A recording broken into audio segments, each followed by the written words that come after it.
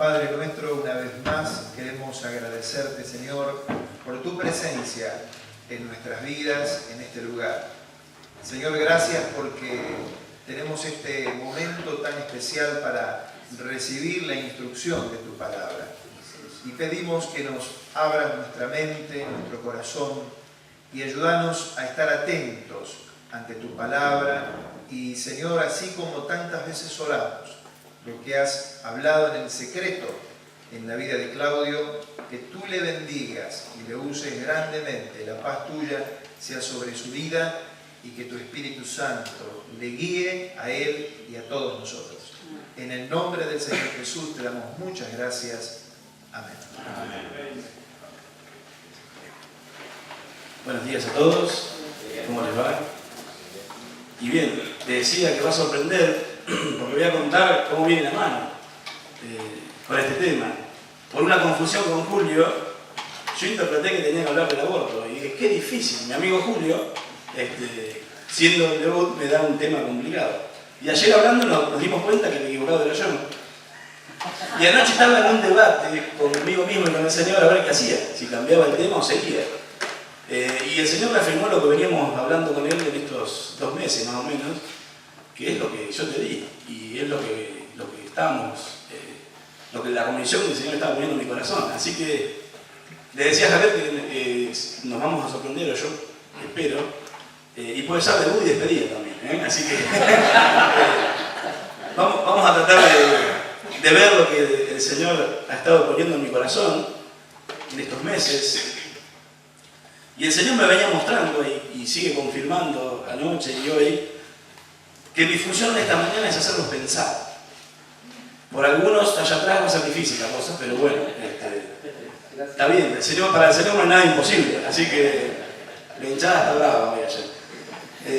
Muchas veces para ver un tema tan difícil como este del aborto, y buenísima la palabra que hemos tenido ayer con Samuel y con nuestro hermano Zaraco, de contextualizar y de abrir nuestra mente y de pensar, porque Dios nos ha dado capacidades para sentir y para pensar también. Nos ha hecho de esta manera el Señor. Y muchas veces, para ver bien un tema, pensado en este tiempo, hay que salirse del mismo, porque a veces nos enfrascamos, yo mismo, como decía mi amigo Adrián, a veces estoy un poco estructurado, ¿no? Hay que salirse del mismo y ver la Escritura otros temas, donde encontramos principios transferibles a todos los temas. Muchas veces el Señor nos guía a hacer eso, y pensaba en los principios de 1 Corintios 12, 14, en Romanos 14, donde nos habla de los santificados de los ídolos, por ejemplo, en 1 Corintios, y hay cosas que habla de tropiezo, ¿no? A los hermanos, y hoy no tenemos problemas con los sacrificados de los ídolos, pero hay principios muy interesantes allí para aplicarlos a toda ídolo de nuestra vida. Y antes de arrancar, voy a hacer algunas aclaraciones. Pensaba en su momento en hacer una definición doctrinal del Salmo 139, 13 al 16, y por ahí rozar el tema de Éxodo 21, donde encuentro en la Biblia estos 2 pasajes nada más sobre el aborto. Y iba a quedar muy bien, quizás. Todos íbamos a coincidir en lo mismo. Pero el Señor me mostró otra cosa, y debo decir que creo en la palabra de Dios, lógicamente. Creo que el aborto es un asesinato de un niño o una niña. Creo en el Salmo 139, y considerando el aborto como la interrupción de un embarazo normal. ¿Sí? Porque hay varias concepciones del aborto. La segunda cosa que quiero decir es que creo que los niños son del Señor, como dicen los evangelios, ¿sí? Y la tercera cosa que voy a decir es que creo en la libre elección. O sea, ¿qué quiero decir con esto? En la decisión personal de cada uno de nosotros ante la palabra de Dios, sea creyente o no, ¿sí? Todos en algún momento tuvimos que decidir ante la palabra de Dios siendo inconversos, y hoy también tenemos que decidir ante la palabra de Dios. Muchas veces le decimos que sí y otras veces le decimos que no al Señor. Y muchas veces tenemos que pedir perdón al Señor porque no hicimos lo que Él dice en su palabra. Pero cuando se trata de nosotros, enseguida somos perfectamente doctrinales y ortodoxos.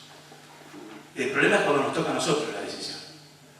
Y yo quiero decir en esta mañana que la línea del debate que tenemos en Argentina en este momento, recordando lo del año pasado, de la ley del matrimonio igualitario, donde decía nuestro hermano Sabaco ayer que corremos de atrás, y cuando queremos dar un paso ya hay 5 pasos dados por el mundo, por la sociedad, ¿no es cierto?, que nos lleva por delante. Es que la línea del debate nuestro es hacia afuera, primero. Es hacia afuera. Y luego hacia adentro, porque nos va a tocar en las iglesias esta situación de encontrar hermanas, niñas, donde la iglesia deberá aconsejar, el pastor, los hermanos, qué hacer ante esta situación. Quizá nos toque nuestra familia, Dios quiera que no, pero vamos a tener que enfrentar este caso, ¿no?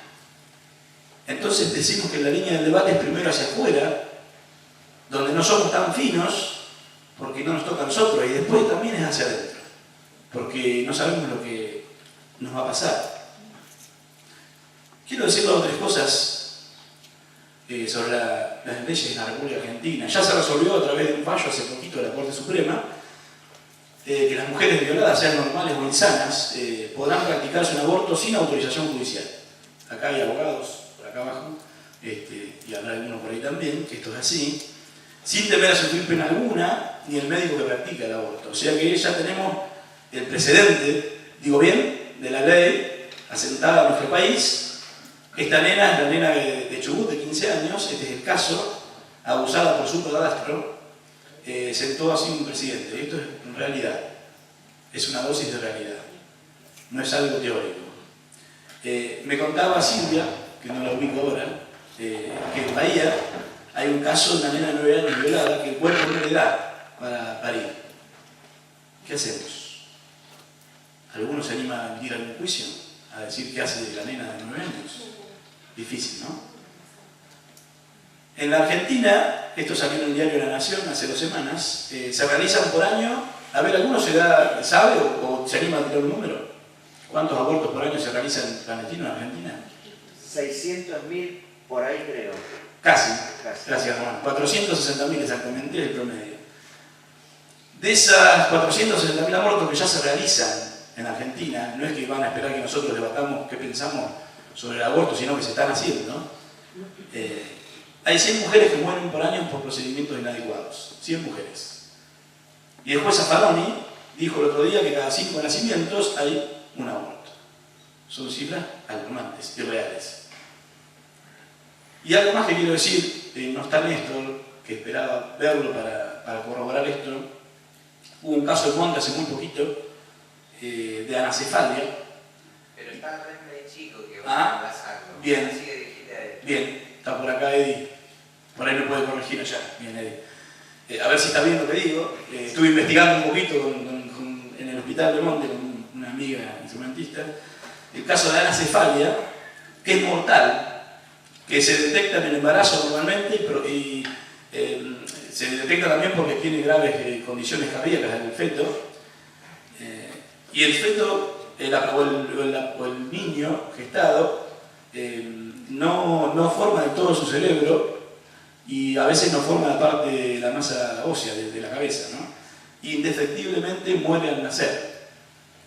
Y esto no se sabe si realmente el niño está consciente en el vientre de la mamá, porque no está formado del todo, ¿no? Esto, por la ley que tenemos vigente, hace que la mujer tenga que tener el niño los 9 meses en la panza sabiendo que van a ser muertos, con todas las complicaciones médicas y psicológicas que trae para la madre. Sí o sí va a morir. Estas son algunas dosis de realidad que nos toca vivir y que tenemos que pensar cómo vamos a solucionar. Si fuera mi hija, si fuera mi mujer, si fuera mi hermana, si fuera mi sobrina, si fuera una hermana querida de la iglesia, ¿no? Ahora, ¿cuál es el motivo de la protesta evangélica sobre el aborto? ¿O de dónde sale el argumento? Y yo vi 5 cosas acá, que el argumento puede ser bíblico, ¿sí? puede ser moral, también, puede ser social, el argumento, puede ser espiritual y puede ser religioso. Me refiero con bíblico, Salmo 139, el argumento para el debate, para la protesta. Puede ser moral, ¿sí? Por decir, nos aferramos a la vida. Puede ser social, porque una cuestión de estatus, y podemos protestar si una parejita de novios queda embarazada por una equivocación, la chica, y se produce un aborto, ¿no? Entonces, es de índole social, tiene que ver con lo social, si me caso o no me caso, si sigo estudiando, tiene que ver un montón de cosas, cómo lo mira la gente socialmente. Puede ser espiritual por las consecuencias que puede traer a una mujer con un bebé sano hacerse un aborto sin haber violación, espirituales para su vida, porque está desobedeciendo la palabra de Dios, ¿no? Y puede ser religioso porque es la imposición de la religión, que obliga a la persona a tomar una decisión. Puede ser la religión oficial o puede ser la religión nuestra, porque quieramos o no, desde fuera somos una religión, aunque decimos nosotros que no, y vivimos una relación con el Señor.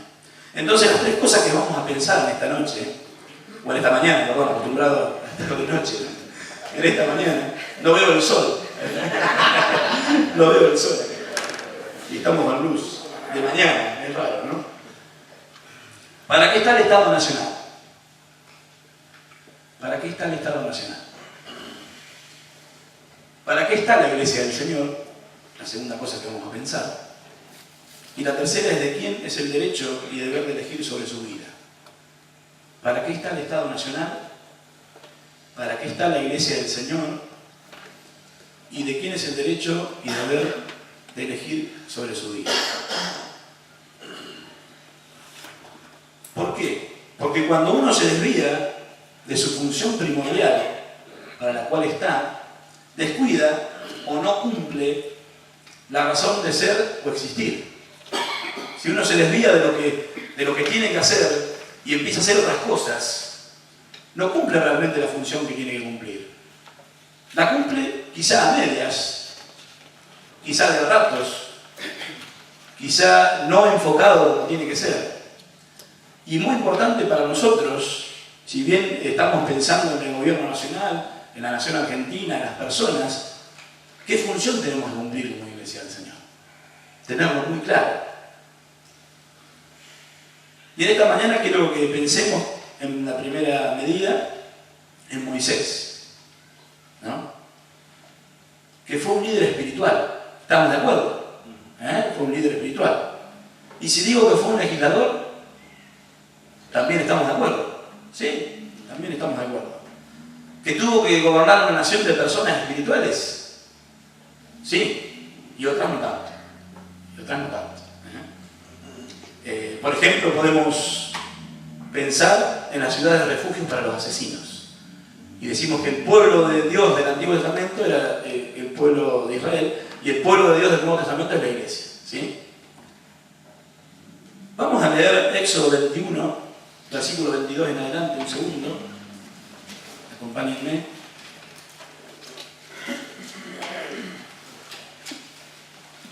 Donde de alguna manera roza este tema. Creo que, después corríjame alguno, es la única vez que encuentro en el Antiguo Testamento la palabra aborto. Y vamos a ver si es la palabra aborto allí, sí o no. Después veremos. Éxodo 21, 22. Dice: si algunos riñeren e hirieren a mujer embarazada, y esta abortara, en versión 1960, Reina Valera tengo yo, pero sin haber muerte, serán penados conforme a lo que les impusiere el marido de la mujer, y juzgaren los jueces. Mas si hubiere muerte, entonces pagarás vida por vida, y sigue la ley del talión, ¿no? Ojo por ojo, diente por diente, mano por mano, vida por vida, dice allí, ¿no? La palabra abortar, y así yo estuve buscando en el hebreo, no soy un erudito en hebreo, pero es yatzá, que quiere decir salir o parir. Entonces, una traducción más exacta sería: si alguno riñere y viene una mujer embarazada y esta pariera o salir, dar a luz, ¿no? sería así. Pero sin haber muerte, quizá el niño está cerca está casi unos 9 meses, o está en una condición de estar con vida, será penado. Pero si el niño muere o la mujer muere, creo que la vida de los dos, pagarás vida por vida. Y para reflexionar es que Dios le dijo al pueblo de Israel: no matarás. No matarás. Pero acá el Señor le dice que va a pagar vida por vida. Y estemos pensando en esto, nada más por ahora. Pensando en esto. Decíamos que Moisés, aparte de ser un líder espiritual, fue un legislador y tuvo que manejar una nación de personas espirituales y otras no tanto. Y si me acompañan a Mateo 19, otro texto que vamos a ver, donde habla el Señor Jesús de algo que tuvo que hacer Moisés.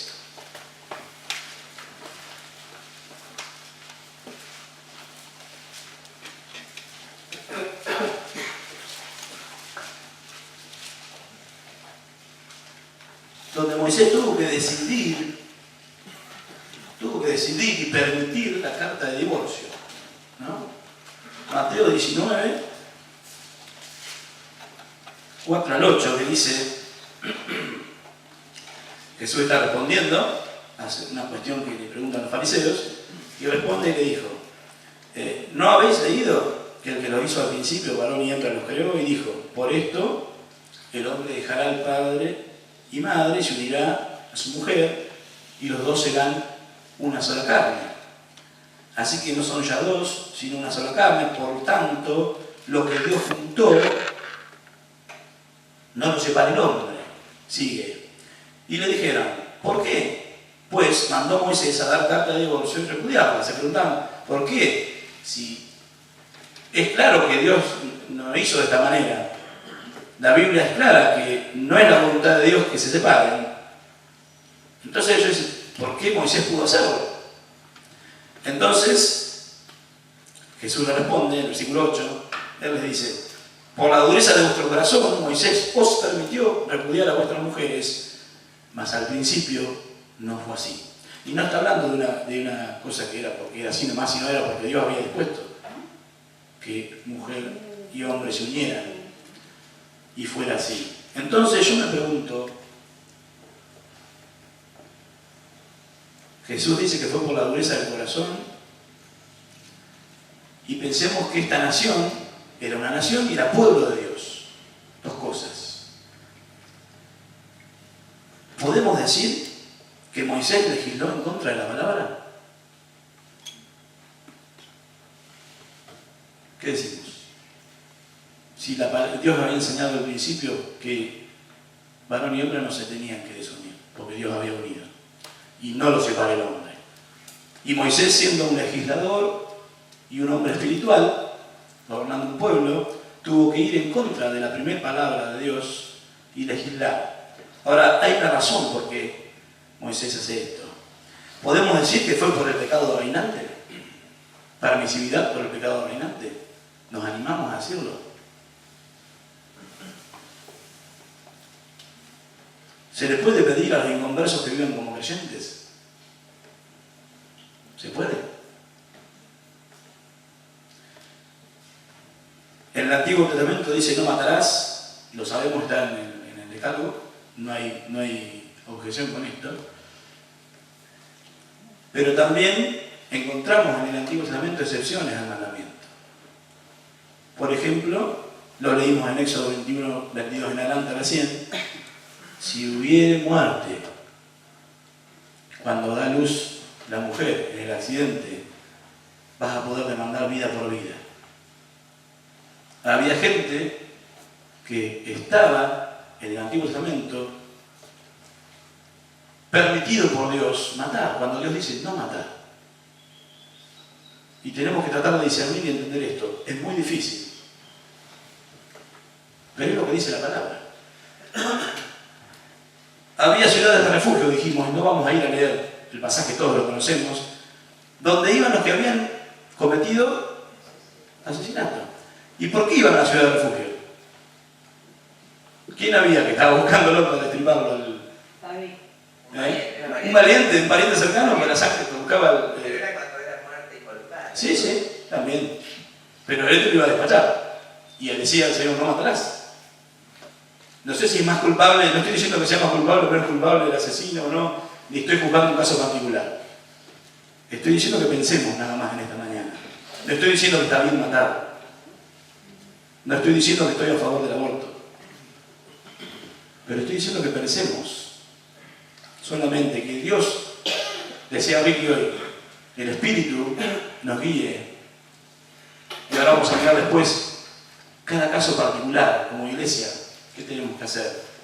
Pero es muy difícil legislar para una nación. Es muy difícil. Donde hay personas espirituales y otras no tanto.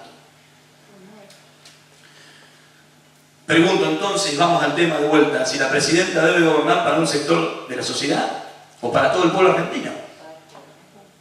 ¿Para quién debe gobernar la presidenta? ¿Para un solo sector o para todo el pueblo argentino? Si la presidenta legisla para el matrimonio igualitario, para un sector minoritario, ¿qué decimos? Protestamos.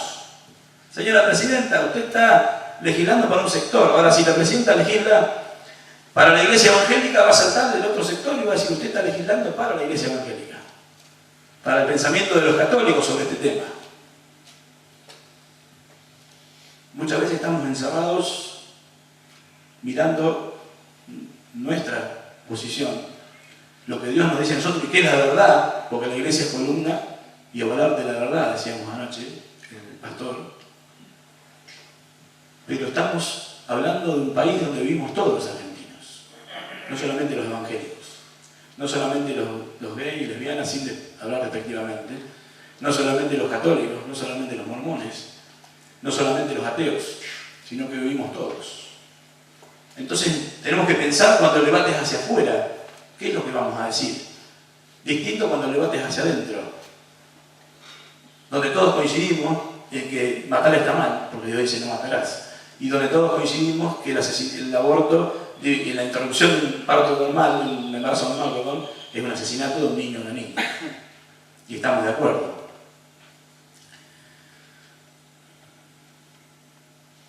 Es muy interesante esto, porque dice la Escritura que los que gobiernan llevan la espada para algo, ¿no? ¿Sí? ¿Se acuerdan del texto?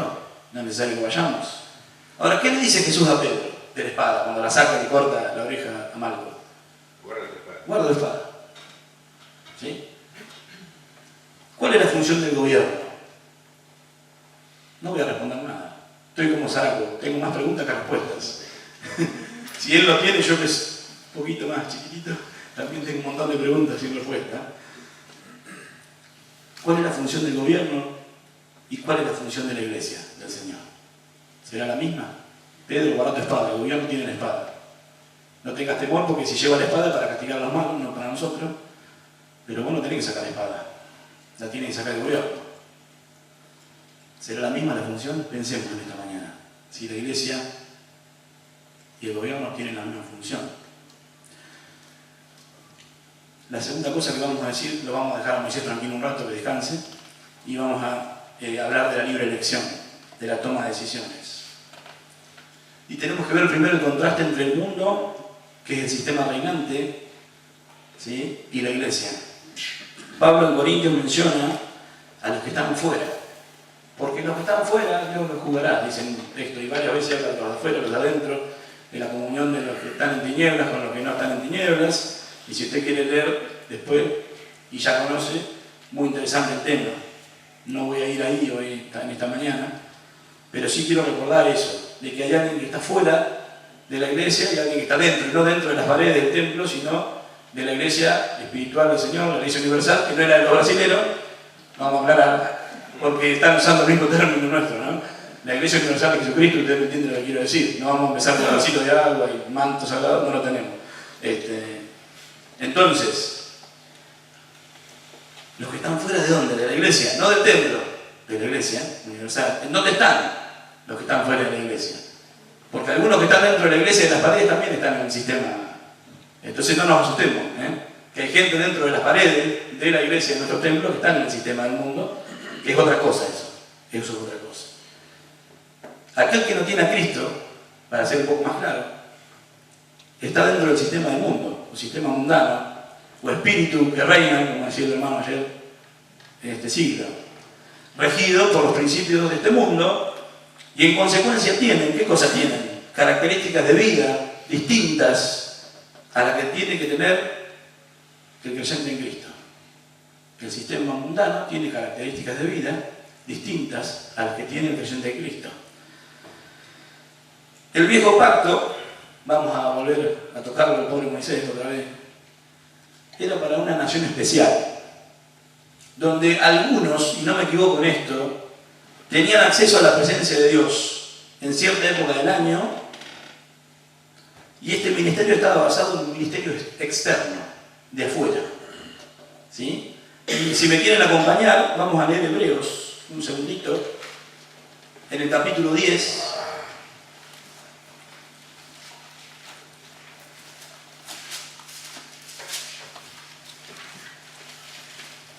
Hebreos 10. Me quedó chiquito el atril, se me escapa del cuaderno.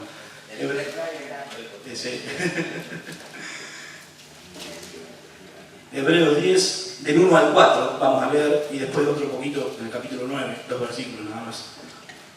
Dice así: porque la ley, teniendo la sombra de los bienes venideros, no la imagen misma de las cosas, y acá ven lo que puede, nunca puede, por los mismos sacrificios que se ofrecen continuamente cada año, hacer perfectos a los que se acercan, o completos, podemos decir, como Cristo nos ha completado, que dice Colosenses, ¿no? De otra manera cesarían de ofrecerse, por lo que tributan este culto, limpios una vez, no tendrían más ya conciencia de pecado. Pero en estos sacrificios cada año se hace memoria de los pecados, porque la sangre de los toros y de los machos cabríos no puede quitar los pecados. No puede. Ministerio externo, ministerio interno. Capítulo 9, versículos 9 y 10 de Hebreos.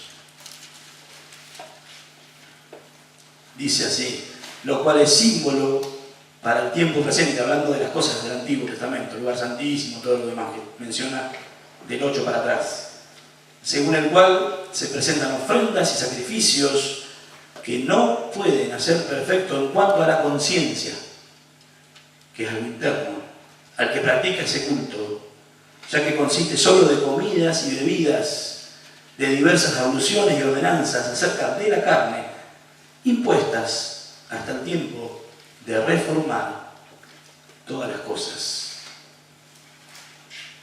Sencillamente lo que quiero decir es que un culto externo, sea cual fuere, no puede afectar la conciencia de manera positiva, la conciencia interna, ni quitar el pecado. Cualquier cosa externa que quieramos imponer a las personas de fuera de nuestra iglesia, de dentro de la iglesia, no tiene ningún tipo de sentido si no hay un cambio interno, si no hay un cambio de conciencia. Hoy tenemos acceso, todos los creyentes, a la presencia de Dios, en todo momento. Antes, algunos, en cierta época del año, podían entrar al lugar santísimo, solo algunos, hasta con peligro de morir, con la soguita atada, tiraban de afuera si no había más ruido de la campanita. Estaba frito. Podemos leer Hebreos 10, 14 ahora. Ya leemos un par de versículos más de Hebreos y lo dejamos. Dice, hablando de Jesucristo, porque con una sola ofrenda hizo Él, ¿no?, perfectos para siempre, o completos podemos decir, a los santificados. ¿Sí? Versículos 19 y 20. Así que, hermanos, teniendo libertad, nosotros, ¿no?, para entrar al lugar santísimo por la sangre de Jesucristo, por el camino nuevo y vivo que Él nos abrió a través del velo, esto es de su carne. Y el último versículo que leemos en el capítulo 9, versículo 14, está muy interesante, Hebreos, me encanta, estos capítulos están muy buenos. Dice, ¿cuánto más la sangre de Cristo, el cual mediante el Espíritu Eterno se ofreció a sí mismo, sin mancha a Dios, dice, limpiará vuestras conciencias de obras muertas, para que sirváis al Dios vivo? Este ministerio, que es el ministerio del Espíritu, es el cual vive en la iglesia espiritual del Señor, en cada uno de aquellos que creen, crea una conciencia limpia, hace un ministerio interno. Entonces podemos decir que el mundo no conoce al Espíritu. Está bien, podemos leer 1 Corintios también, si quieren. Mientras una persona siga formando parte del sistema mundano, o sea, quiere decir que no tenga a Cristo, no sea parte de la iglesia de Cristo, no puede ver más allá de lo que está preparado para ver. Nosotros a veces demandamos que los que no tienen a Cristo vean las cosas como nosotros las vemos. Y nos olvidamos que nosotros cuando estábamos en el mundo no veíamos las cosas como las vemos ahora. No las veíamos como las vemos ahora. Hoy estaba desayunando con el pastor Zaraco y estaba Jorge, Slavin también, Sergio, y salió el tema de San Seferino en la Mucurá. Y mi mamá, yo tenía asma, muy mal estaba cuando era chiquitito y me llevó a San Seferino en la Mucurá. Mi mamá lógicamente era católica. Y hasta que yo me convierto, conservé la medallita de oro que ella me había colgado cuando, según supuestamente, San Seferino había sanado del asma, ¿no? Y tenía todas, yo era católico, tenía todas mis 3 o 4 cartulinas con todos santitos pegados, ¿no? Entonces cuando me convierto, ¿qué hago con los santitos? Si los quemo, mamá me mata. Y yo era soltero y vivía con mi mamá. Y la voy a ofender. ¿Y yo cómo la voy a ganar así? Y había unos, por ahí hermanos en las iglesias que cuando alguien se convierte van y le tiran todo la Virgen, todos los santos, ¿no? Y yo digo, no, me parece que esto no está bien. Con la poca luz que tenía, recién convertido, se los voy a dar. Y le entregué, mamá, acá tengo, no creo más en esto, conservarlo vos si querés. Le entregué los santitos y el último dejé las cadenitas. Y esta es la cadenita de Seferino. Y se armó un día, porque es tu santo, el que te sanó. Y bueno, mamá, pero Dios, el que maneja todo, está más arriba de los santos. Le expliqué un poco así, fue también el que intervino y yo creo en Dios, mamá. Y bueno, y tuve que entender que yo antes entendía que los santos estaban bárbaros y les rezaba a la noche y tenían pegado mi estampita y San Seferino nos llevaba colgado, pero después me di cuenta que lo que era ignorante, que eso no estaba bien. Pero tenemos que pensar que los que no creen todavía no entienden lo que nosotros entendemos. No entienden la verdad, como nosotros decimos el Evangelio, columna y valor de la verdad. Amén, decimos todo acá. Vamos afuera y ¿qué está diciendo vos? Sale afuera con una encuesta. ¿Cree en Dios? Sí, le va a decir el 90% de la gente. Haga otra encuesta. ¿Usted espera a Jesucristo que venga a buscarlo? ¿Qué? Le van a decir. ¿Que Jesucristo nos va a venir a buscar? Nosotros sabemos que Jesucristo nos va a venir a buscar. Pero hay muchos que fuera que creen en Dios no tienen ni idea si Jesucristo va a venir a buscar o no va a venir a buscar, si van a venir en taxi. No tienen ni idea. El mundo no conoce el Espíritu. Mientras una persona siga formando parte de este sistema, no tenga a Cristo, no sea parte de la iglesia, no puede ir más allá de lo que está preparado para ver. Y el creyente le guía, o le debería guiar, el Espíritu, hacia lo que debe hacer. Y lo capacita de una manera personal para eso. Y en ese momento, y en ese lugar, y en esa circunstancia, de manera personal. Y no podemos hacer una doctrina para todos igual. No podemos. Sino que el Espíritu, de manera personal, nos capacita para enfrentar la situación que nos toca vivir. Y a todos nos toca distintas cosas vivir y enfrentar. Si quieren leer en algún momento 1 Corintios 2, va a encontrar el contraste entre que el hombre natural no entiende las cosas que son del Espíritu de Dios, porque son locura para él, como lo era para nosotros. Son locura, no las puede discernir, porque dice que sabe discernir espiritualmente, y no tiene el Espíritu viviendo en su vida. Y el que convence de pecado es el Espíritu. Muchas mujeres del mundo han venido a Cristo y he visto los testimonios, porque en la iglesia nuestra pasó una vez, recuerdo una chica que vino, pero después no vino más, que había tenido un embarazo y había abortado porque con el novio habían tenido relaciones. Y sentía un gran pesar por esto. ¿Cuántas mujeres han venido a nuestras iglesias porque habían hecho esto, habían practicado esto, el aborto? Me contaba Shirley, la señora de Juan, el otro día, un testimonio de una hermana que la violan y tuvo que decidir qué iba a hacer.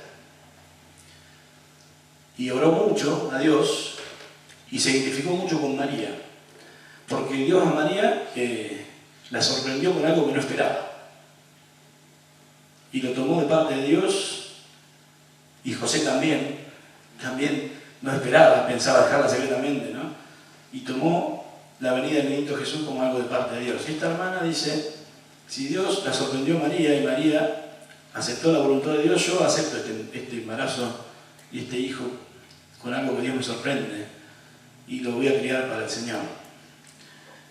Pero fue una decisión personal, algo que Dios hizo porque tenía el Espíritu, porque conocía la palabra, porque el Espíritu la guió para tomar esta decisión de conservar a ese hijo y de criarlo para Dios y tomarlo como un desafío de parte de Dios, como un desafío. Qué distinto cuando imponemos cosas a las personas, cuando le legislamos desde afuera, cuando nos miramos desde el púlpito y decidimos sobre la vida de los demás pensando que muchas veces que piensan lo mismo que nosotros, o pensamos que están dentro de la iglesia, no de las paredes, o pensamos porque no nos toca nosotros tener esa disyuntiva de qué hacer con el tema. Hoy muchos sectores evangélicos están alineados con la Iglesia Católica, como la ley del matrimonio igualitario, en lo cual vuelvo a decir, como dije el año pasado, que no me sentí representado para nada, creo que varios de acá dijimos lo mismo, en esas protestas evangélicas, católicas, y si me permite la palabra, parecía la Inquisición, como una casa de brujas, ¿no? No quiero decir que estoy de acuerdo con el matrimonio igualitario, no estoy de acuerdo, pero tampoco estoy de acuerdo en la voz evangélica que se levantó el año pasado. ¿Qué pasaría si la Iglesia oficial impulsa una ley religiosa donde en todos los cultos debemos tener imágenes y debemos adorar a María? ¿Qué hacemos? ¿Nos alineamos con la Iglesia Católica como el año pasado? Hablando de los evangélicos, ¿no? Quizás nosotros no nos alineamos, pero muchos sí se alinearon en la protesta con la Iglesia evangélica.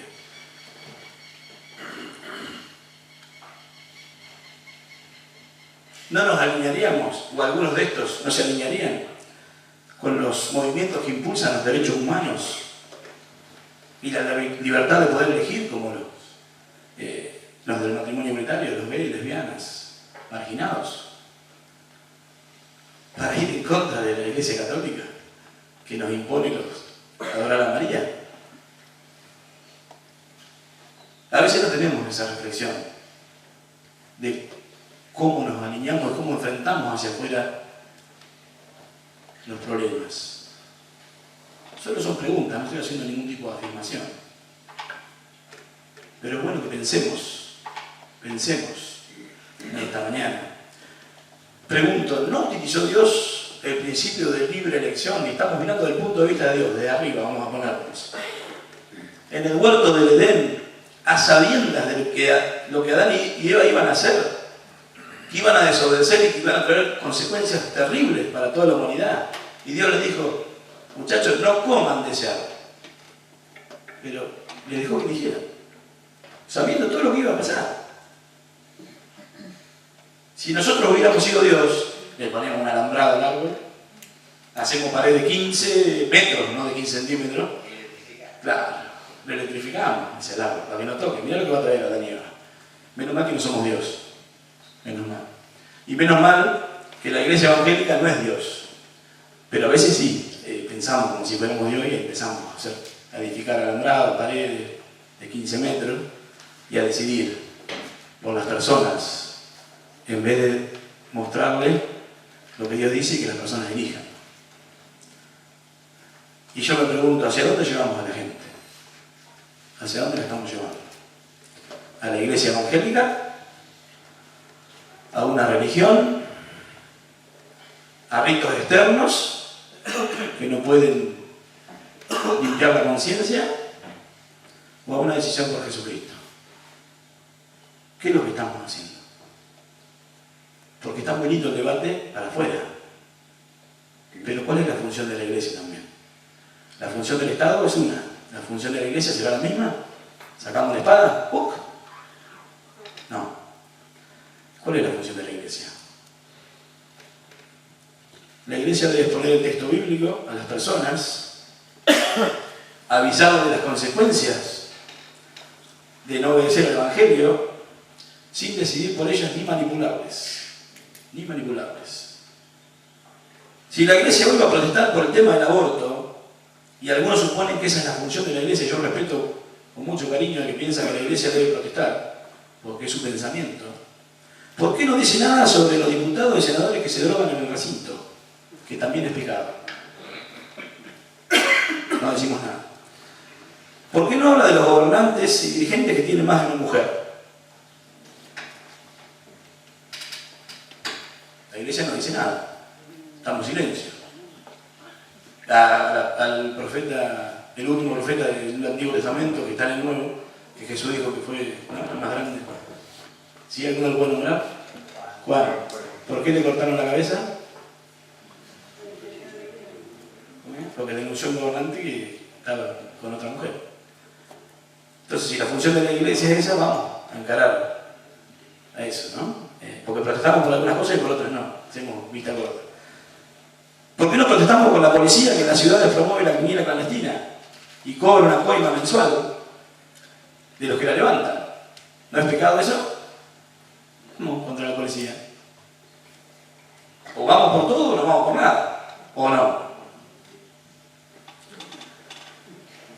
Pero seríamos el programa de GPS de Ciudadania que están en América, creo, donde se denuncian todas estas cosas y las tenemos en la televisión todos los días.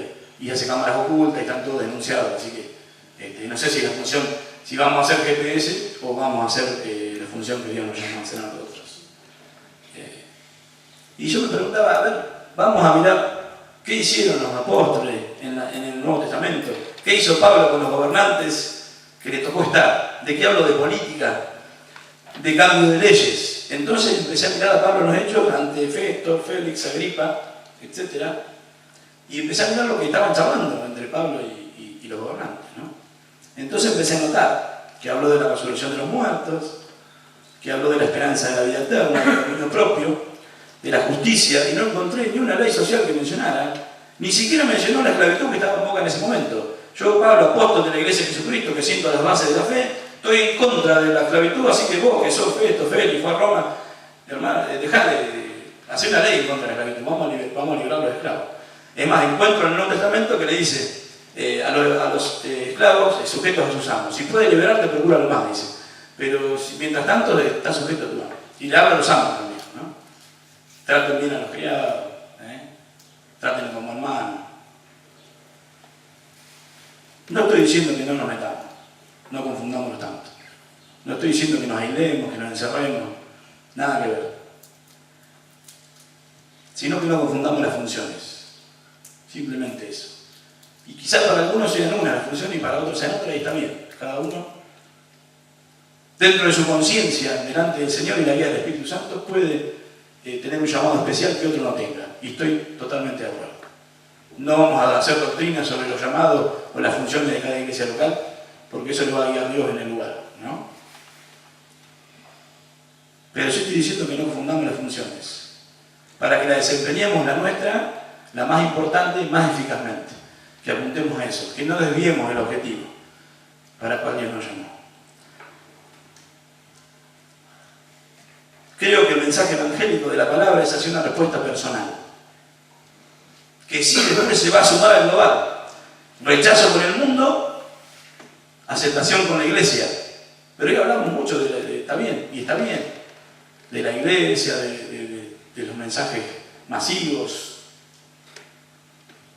Pero muy interesante lo que dice Agripa a Pablo en una de las charlas. Por poco y me persuades de ser cristiano. No lo fue a encarar para otra cosa. Lo fue a encarar para que sea cristiano. Y si Agripa se convertía, iba a cambiar las leyes, iba a favorecer a la iglesia, iba a predicar el evangelio. No hacía falta que Pablo viniera cada rato, che, acordate, da unos chapas para el templo que estamos construyendo. No le iba a decir, acordate de la esclavitud a cada rato, tenés que sancionar una ley para liberar la esclavitud. No, lo que Pablo quería es que Agripa se convirtiera. Y la pregunta mía es si estamos presentando como iglesia bien a Cristo. Esa es la pregunta que yo me tengo y no sé si tengo respuesta. ¿Estamos presentando bien a Jesucristo? ¿Lo estamos haciendo bien? Con todo temor delante del Señor. ¿Lo estamos haciendo bien? Que Dios nos ayude a respondernos esta pregunta, ¿no? Jesús llevó a las personas a tomar una decisión. Sea cual fuera el resultado, no obligó a nadie. Tal es así que uno de sus apóstoles era diablo, dice el texto, y él lo sabía. En todos los casos, para terminar, los que deberían tomar las decisiones son las personas afectadas, sea cual fuera el tema, o su familia. Ni la iglesia ni el Estado. El Estado está para legislar, se puede decir, para hacer leyes para que las personas puedan elegir, estén a disposición.